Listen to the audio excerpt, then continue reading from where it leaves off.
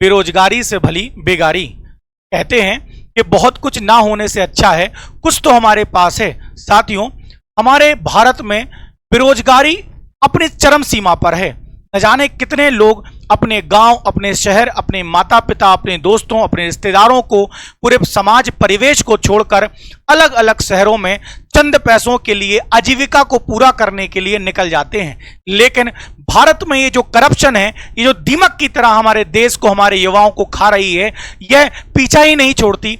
साथियों, अभी आप देखिएगा, चाहे एमपीपीएससी हमारा रिजल्ट हो, एक ही सेंटर से कई सारे लोग फर्स्ट आ जाते हैं, क्वालिफाई हो जाते हैं। साथ ही साथ आप चाहे पटवारी का एग्जाम देख लो, नीट का एग्जाम देख लो, अभी हाल ही में आपने देखा होगा यूजीसी नेट का पेपर ही रद्द कर दिया, और अब अतिथि शिक्षक में भी साथियों करप्शन की बू लग गई है।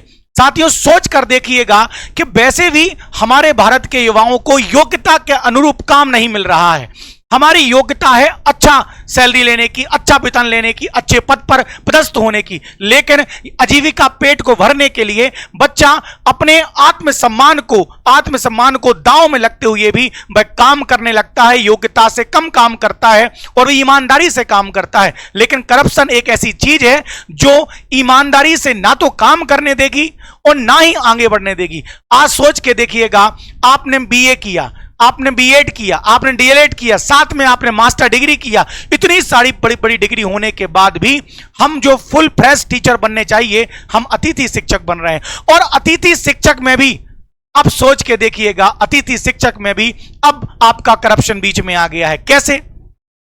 साथियों, सोच के देखिएगा, आप में से कई लोग ने यह नए तरीके देखे होंगे। मतलब आप कब तक ईमानदार हो जब तक आपको बेईमानी करने का मौका नहीं दिया जाता है।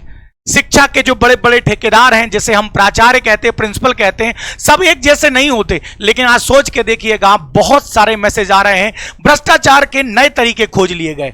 आप सोचो, अतिथि शिक्षक में वैसे ही योग्यता के अनुरूप कम पैसा मिल रहा है भाई, 18,000, 14,000, 10,000 में होता ही क्या है भाई, एक परिवार अच्छे से चल नहीं पाएगा, फिर भी वह कैसे भी कर कर अपना घर, अपनी आजीविका को पूरा करेंगे। लेकिन अब उसमें भी उनको पैसा चाहिए है। देखिएगा, भ्रष्टाचार, मैं मानता हूं कि हो सकता है कि हमारे प्राचार्य या स्कूल के ऊपर अतिरिक्त भार आ गया हो, लेकिन अतिरिक्त भार को ठीक करने के, पूरा करने के तरीके हो सकते हैं। लेकिन ये तरीके आप देखो, जैसे लॉगिन पासवर्ड नहीं है। अब कोई व्यक्ति, कोई हमारा अतिथि शिक्षक विद्वान, मान लो कोई आवेदक सत्यापित करवाने गया डॉक्यूमेंट, तो क्या बहाने दे रहे हैं ये लोग कि लॉगिन पासवर्ड नहीं है ना, वो प्राचार्य नहीं है, प्राचार्य नहीं है तो साइन कौन करेगा, सत्यापन कौन करेगा।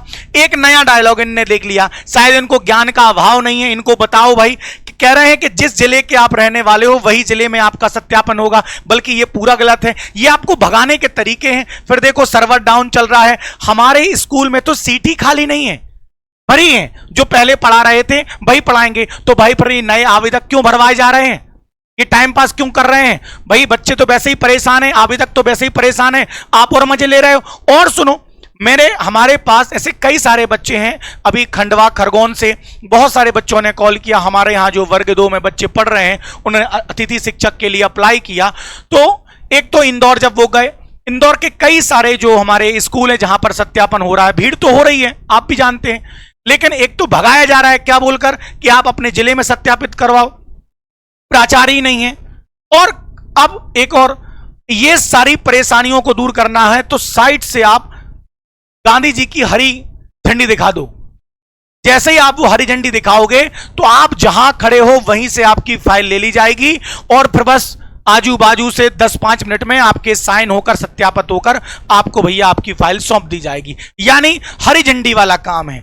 अतिरिक्त भार है तो अतिरिक्त भार को दूर किया जा सकता है, अतिरिक्त भार बढ़ाकर। समझ पा रहे हैं ना? ये चल रहा है हमारे यहां, जो कि पूर्णतः गलत है। सोच के देखिएगा, आरोप क्या है हमारे यहां। कई सारे बच्चे कहते हैं सर हमारा तो होगा ही नहीं, क्योंकि भाई भतीजावाद है। भाई भतीजावाद का मतलब है जो प्राचार्य हैं, जो स्कूल में जो अन्य टीचर्स हैं, जो कि रेगुलर टीचर हैं, भाई अपने दोस्तों को, अपने रिश्तेदारों को, बहन भाई को लगा देंगे। नकदी व्यवहार से काम हो रहा है, नेताओं की सिफारिश पर काम हो रहा है, सिफारिश पर काम हो रहा है। अब यहां देखिएगा, आरोप भाई लोग कमेंट कर रहे हैं, और लोग कमेंट कर रहे हैं तो लोग फालतू नहीं है जो ऐसे कमेंट करके बता रहे हैं। यानी कहीं ना कहीं करप्शन तो हो रहा है। स्कूल वाले बोल रहे हैं पहले जिसने पढ़ाया था उसने ही उसे ही पढ़ाने दिया जाएगा। तो फिर नए आवेदक क्यों लेकर टाइम पास कर रहे हो? अगला, नेपोटिज्म हर जगह है, आप कहां जाएंगे, हर जगह नेपोटिज्म। मतलब डीपीआई भर्ती को अपने हाथ में नहीं लेगा जब तक नेपोटिज्म नहीं रुकेगा, यानी प्राचार्य से यह शक्ति छीननी पड़ेगी। वहीं हम देखें, स्कूल में अगर रिक्त पद हैं भी तब भी बोल देते हैं कि पोस्ट खाली नहीं है, आप उनसे कौन बहस करेगा?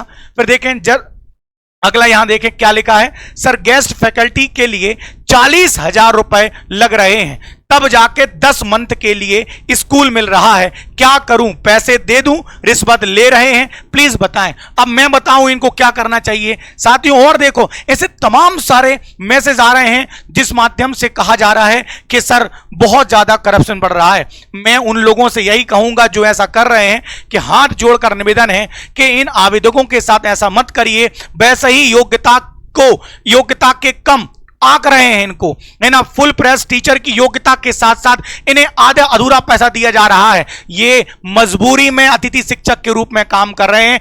वैसे तो मैं आपको बता दूं, अतिथि शिक्षक ही हमारे मध्य प्रदेश, पूरे भारत के स्कूलों को संभाल रहे हैं, क्योंकि इतने सारे रेगुलर पद खाली हैं लेकिन सरकार पद नहीं दे रही है। और जैसे तैसे करके अतिथि शिक्षक यदि स्कूल संभाल रहे हैं, उसमें भी इस प्रकार की गड़बड़ियां, इस प्रकार की सिफारिश, इस प्रकार का पैसा, भ्रष्टाचार गलत है। भाई इतनी बढ़िया सैलरी यदि आप लोगों को मिलती है तो थोड़ा इन आवेदकों का, इन बेरोजगारों की भी सहायता करो, निवेदन है। और मैं आप लोगों से सभी से कहूंगा, किसी को कोई पैसे देने की आवश्यकता नहीं है, न डरने की आवश्यकता है। हम जब तक लड़ेंगे नहीं अपने अधिकारों के प्रति, लोग सुधरेंगे भी नहीं। करप्शन हमसे बढ़ता है और हम ही उसे दूर करेंगे साथियों। डायरेक्ट एक और मैसेज था इसमें, डीपीआई ने जो नंबर दिया है वो केस शिकायत करने के लिए, वो डीपीआई फोन ही नहीं उठाती, लगता ही नहीं है। अरे भाई, जब तुम्हें फोन उठाना नहीं है तो फिर दे ही क्यों रहे बच्चों को? मैं आप लोगों से निवेदन करता हूं, यदि किसी प्रकार की कोई गड़बड़ी आपको दिखती है, डायरेक्ट सीएम हेल्पलाइन नंबर पर शिकायत करो, डायरेक्ट नाम लिखकर इनकी शिकायत करो, तभी इनकी अकल ठिकाने लगेगी। समझ पा रहे हैं आप सभी लोग? करप्शन को बढ़ावा ना दें और कृपया कर जिनके हाथ में अधिकार हैं, शक्तियां हैं, उनका सदुपयोग करें। ये देश के युवा हैं जो देश की रीढ़ की हड्डी हैं। जय हिंद, जय भारत साथियों।